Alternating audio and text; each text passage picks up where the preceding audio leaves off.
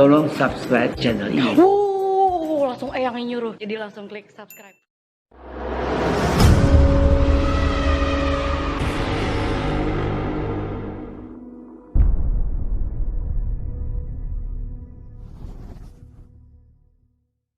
Mengenal suku Kalang, manusia mistik berekor kecil di tanah Jawa. Suku Kalang, nama yang agak asing namun bagi teman-teman di sekitaran Jawa Timur dan Jawa Tengah mungkin pernah mendengar kisah ini dari orang tua dahulu. Mereka memiliki ekor kecil dan dianggap suku yang aneh, misterius namun mempunyai kemampuan daya muih di atas rata-rata suku lain kebanyakan. Mereka cenderung ulet, rajin dan memiliki kekayaan berlimpah. Pasang surut eksistensi mereka sejak zaman Belanda dan raja-raja di Jawa. Diduga anak turunannya sekarang berada di Kota Gede, Yogyakarta. Monggo disimak tulisan panjang namun menarik dari Teddy Pitrasari di grup Facebook Kerabat Keliling Jogja. Cekidot. Suku Kalang adalah sebuah kelompok masyarakat yang berdiam di seputar Jawa Tengah dan Jawa Timur yang keberadaannya kini entah ada di mana. Secara mitos, mereka dianggap suku yang aneh sekaligus misterius. Dalam sebuah artikel, saya pernah membaca bahwa mereka sebenarnya bukan suku Jawa, tetapi pendatang dari India pelosok yang masih terbelakang alias primitif. Kedatangan mereka ke bumi Nusantara dibawa oleh saudagar-saudagar India sebagai pengawal sekaligus kuli angkut barang. Ini karena diyakini, suku Kalang memiliki tenaga aneh dan sejumlah kemampuan di luar akal sehat.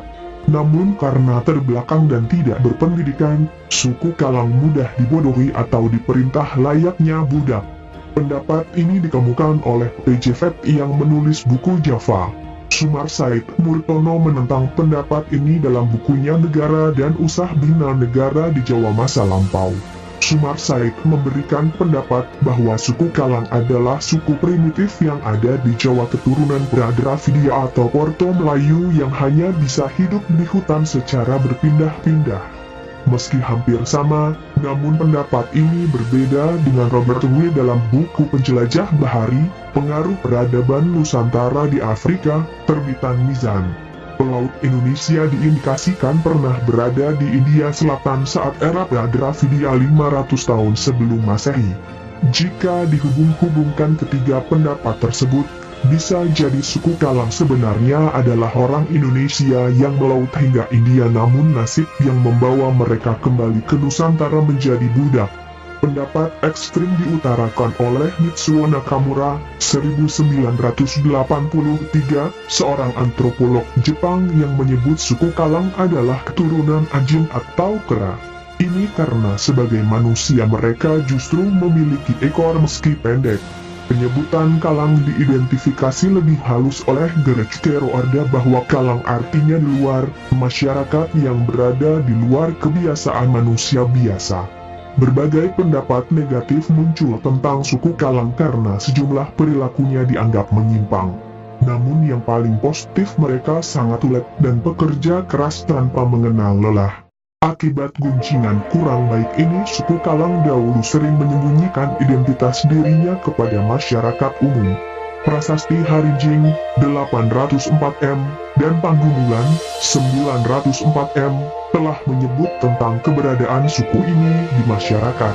Harijing menyebut Tuha Kalang, kepala suku Kalang, sementara Panggumulan menyebut Pandi Kalang, penebang kayu suku Kalang. Di masa Majapahit, suku Kalang atau biasa disebut Wong Kalang, diberdayakan untuk membangun candi-candi besar, khususnya candi yang dianggap punya nilai spiritual tinggi. Ini karena Wong Kalang bekerja tanpa bersuara yang dianggap sebagai tapa bisu. Bertapa tanpa mengeluarkan suara mirip orang bisu. Selain itu lewat kemampuan khusus yang cenderung mistis, Wong Kalang mampu memindahkan batu-batu besar secara ajaib. Mereka mengangkat batu gunung seringan mengangkat pohon walau tetap dilakukan secara beramai-ramai. Meski jumlahnya tak begitu banyak, mereka yang dianggap sakti dan lebih limuih dari yang lain dikumpulkan secara tersendiri. Kelompok ini kemudian dijadikan pasukan khusus jurusan perang Gaib alias perang Klenik. Dalam penyerangan Majapahit ke Kalimantan, kelompok suku Kalang dilibatkan sepenuhnya untuk menghadapi suku Dayak yang memang cukup tangguh dalam urusan ilmu gaib. Kemenangan Majapahit atas Kalimantan tersebut membuat Empu Nala membalas jasa-jasa orang Kalang yang terlibat dengan mengangkatnya sebagai perwira-perwira khusus.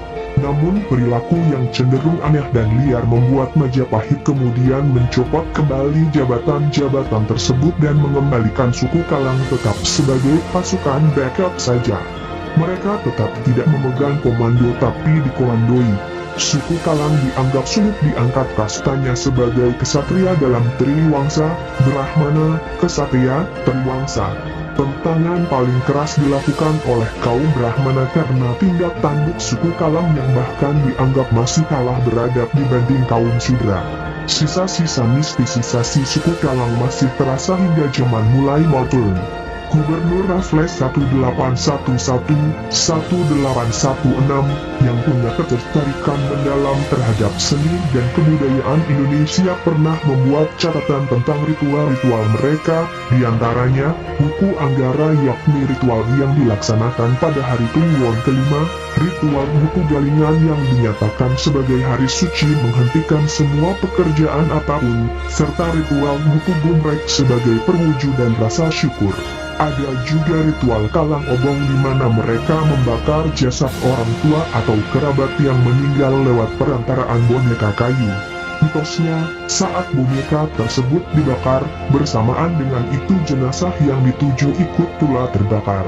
Meski masa Hindu telah lewat dan Islam yang tak mengenal kasta berjaya di Nusantara, suku Kalang di masa Sultan Agung justru dicari dimanapun berada dan dikumpulkan menjadi satu di Jawa Tengah. Mereka dibuatkan semacam camp besar dengan penjagaan ketat. Ini akhirnya memunculkan pendapat baru tentang nama Kalang. Dalam bahasa Jawa, Kalang artinya dibuatkan penghalang, lingkaran, ruang atau halaman, dengan mengambil kata kerja dikalangi, dilingkari. Untuk mengkoordinir masyarakat Kalang ditunjuk salah satu di antara mereka yang paling dihormati dan diberi pangkat Tumenggung. Lewat Tumenggung ini berbagai perintah kerja diberikan. Tugas mereka masih sama, yakni kerja kasar layaknya budak. Menebang dan mengangkut kayu pohon, menjadi kuli panggul dan lain sebagainya. Selain itu beberapa orang di antara mereka diambil kalangan bangsawan sebagai abdi dalam untuk mengerjakan tugas-tugas kasar di rumah mereka masing-masing. Kekalahan Sultan Agung terhadap Belanda membuat orang-orang Kalang berpindah dari Jawa Tengah ke Yogyakarta, tepatnya di Kota Gede. Pemerintah lokal tidak lagi terlalu memberikan perhatian khusus terhadap keturunan Kalang. Suku Kalang yang selama sekian periode dipaksa untuk bersentuhan dengan dunia umum akhirnya terbiasa. Mereka mulai melupakan ritual-ritual mistis dan bekerja layaknya manusia pada umumnya. Mereka ikut serta meluaskan pengetahuan dalam dunia bisnis. Karena watak dasarnya yang ulet, suku Kalang rata-rata kaya raya sekaligus sebagai penyumbang dana besar kepada pemerintah setempat. Keraton memberinya imbalan dengan memberikan gelar-gelar khusus sehingga secara strata sosial lebih terpandang. Masyarakat pun mulai membanding-bandingkan keuletan kerja suku Kalang dengan suku Tionghoa. Kekayaan mereka menjadi sangat luar biasa dengan ciri rumah megah bergaya Eropa dengan ornamen batu mewah.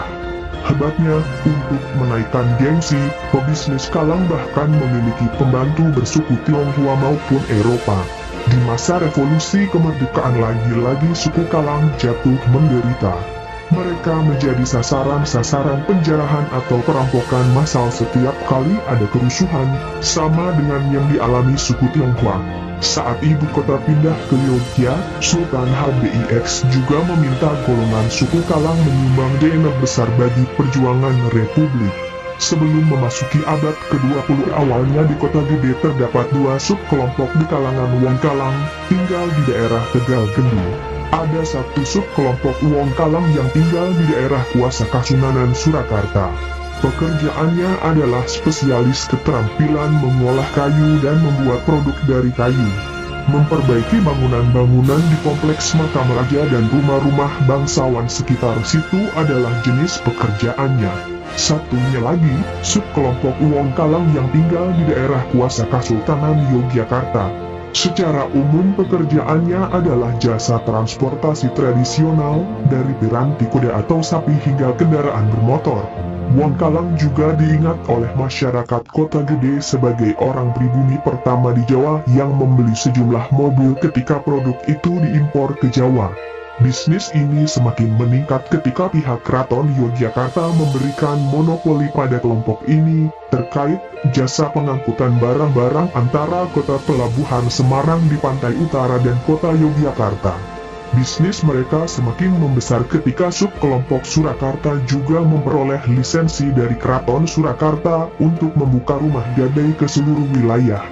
Walhasil, dalam waktu singkat mereka berhasil mengembangkan jaringan luas rumah gadai yang membawa keuntungan sangat besar. Selain itu, seturut catatan Claude Guilot, pekerjaan mereka yang lain adalah pedagang. Bekerja sebagai pedagang bukanlah monopoli kaum laki-laki tapi juga pekerjaan kaum perempuan. Mengambil contoh keluarga Mulyo Suwarno dan istrinya Fatimah, Claude Guilot mencatat bahwa keluarga Kalang itu tak hanya berjualan kebutuhan sehari-hari berupa sembako, melainkan juga berdagang kain batik, emas serta berlian. Sementara Kota Gede sendiri menurut catatan Van Mook 1926 adalah pusat perdagangan berlian terbesar di Hindia Belanda dan pusat tersebut dipegang oleh keluarga Wong Kalang.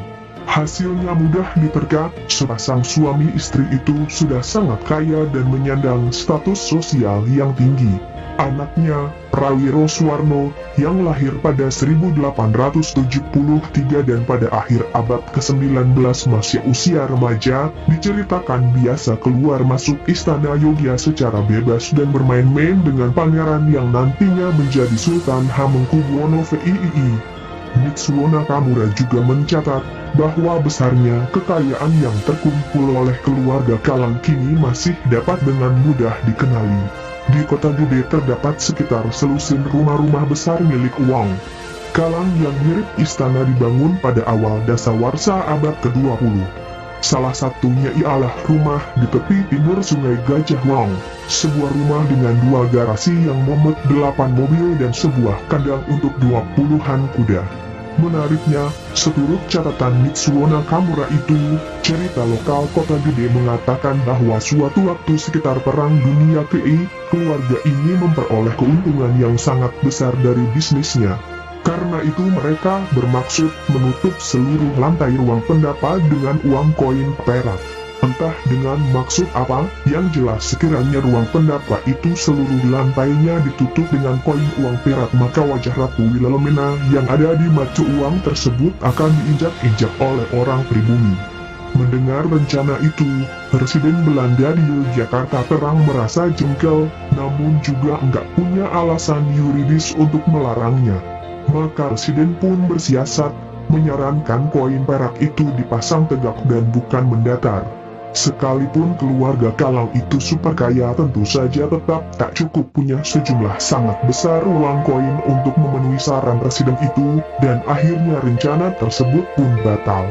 Lantas, pertanyaannya apa yang membuat Wong Kalang dipandang negatif oleh Wong Jawa? Mereka selain dikenal suka memamerkan kekayaannya secara berlebihan, juga dikenal sangat hemat atau bahkan cenderung kikir. Bagi Wong Kalang, uang hendaknya tidak digunakan untuk pendidikan, karena hal ini berarti memberikan keuntungan bagi Wong Londo, juga bukan digunakan untuk membayar zakat, Islam, serta tidak untuk membiayai pagelaran kebudayaan seperti menanggap wayang atau gamelan Jawa. Lebih dari itu, Wong Kalang juga cenderung menghindari keterlibatan diri dalam dunia politik. Ditambah dengan sistem pernikahan yang cenderung monogami, dengan demikian Wong Kalang cenderung hidup dalam dunianya sendiri yang eksklusif dan semata-mata uang. Barangkali saja kisah Wong Kalang mirip cerita Paman Gober dalam komik Donald Bebek. Tradisi suku Kalang ada tradisi unik di suku Kalang, tradisi ini bernama Kalang Obong. Tradisi ini dimaksudkan untuk selamatan atau kirim doa bagi arwah orang yang sudah meninggal. Yang membuat unik adalah wujud upacara adalah pembakaran boneka mirip SPT upacara ngaben di Bali. Pembakaran boneka selalu disertai dengan membakar benda-benda yang paling disukai milik orang yang sudah meninggal tersebut. Tradisi kalang ngobong dilakukan bersamaan dengan upacara Yewu atau selamatan 1000 hari orang yang sudah meninggal. Sepintas tradisi kalang ngobong memang mirip ritual ngaben di Bali. Hal ini sangat wajar sebab keberadaan wong kalang di Jawa Tengah dan Yogyakarta tidak bisa dipisahkan dengan sejarah masyarakat Bali. Konon, banyak orang Bali yang dipekerjakan di Keraton Mataram sebagai ahli ukir dan pertukangan kayu. Tukang ukir dan kayu yang dipekerjakan ini kemudian membentuk kelompok sendiri yang kemudian terkenal dengan sebutan wong kalang, orang kalang. Dan tempat mereka bermukim pun akhirnya disebut Desa Kalangan. Wong Kalang pada zaman pemerintahan Sultan Agung terkenal sangat tulen dan gigih, hingga ketika Sultan Agung menyerang Batavia banyak Wong Kalang yang diikutkan. Selain terkenal sebagai ahli ukir dan pertukangan kayu, di kalangan prajurit atau pasukan perang, Wong Kalang biasanya dipilih sebagai pasukan infanteri. Pilihan ini cukup beralasan sebab wong kalang terkenal sangat tangguh dalam menghadapi medan tersulit sekalipun. Cikal bakal wong kalang di Yogyakarta berasal dari seorang tukang ukir kayu bernama Jakasana. Lelaki dari kasta Sudra itu pernah mendapat pekerjaan untuk membangun istana baru di Kedaton Pleret, Bantul. Saat menjalankan tugasnya membuat istana itulah Jakasana menjalin hubungan dengan putri Raja Mataram yang bernama Ambarluwung. Percintaan keduanya rupanya terlanjur dalam dan tak bisa dipisahkan. Jakasana pun akhirnya menghadap Sultan Agung untuk melamar Ambarluwung. Dan di luar dugaan, lamaran lelaki Sudra itu ternyata diterima Sultan Agung hanya dengan syarat Jakasana harus masuk Islam. Jakasana menerima syarat itu dan mereka pun akhirnya menikah. Tetapi, Jakasana tetap menyadari bila dirinya berasal dari kasta Sudra, maka ia pun enggan tinggal di istana. Mereka memilih menetap di daerah Petanahan Kebumen, Jawa Tengah. Itulah kenapa tradisi kalang ngobong mirip upacara ngaben di Bali. Bedanya, jasad yang dibakar pada tradisi kalang ngobong hanya berupa puspa atau boneka yang terbuat dari kayu jati dan doa-doa yang diucapkan pun berupa doa-doa Islam. Sesaji atau umorampe tradisi kalang ngobong cukup rumit, sedikitnya ada 16 macam sesaji yang harus disediakan. Sesaji itu antara lain jajan pasar, kembang setaman, aneka daun, ingkung ayam, 32 jenis nasi tumpeng ditambah dengan alat tukang kayu dan tenun. Sesaji penting yang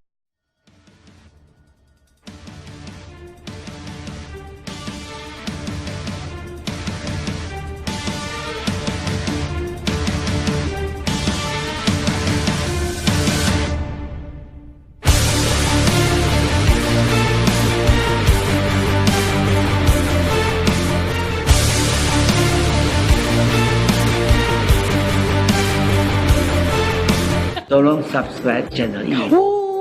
Langsung Eyang yang nyuruh, jadi langsung klik subscribe.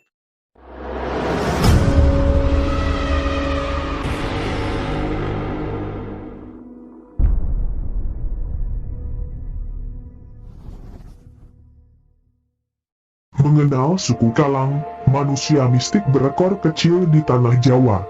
Suku Kalang, nama yang agak asing namun bagi teman di sekitaran Jawa Timur dan Jawa Tengah mungkin pernah mendengar kisah ini dari orang tua dahulu. Mereka memiliki